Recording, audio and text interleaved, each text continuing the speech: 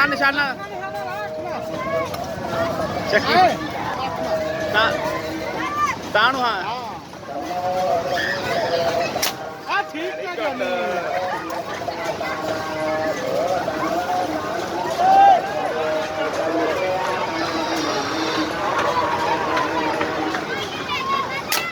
very good ਇਹਨੂੰ ਰੱਖ ਫਾੜ ਕਹਾਂਗੇ ਆ ਚੱਲ ਗਿਆ ਉਹਦਾ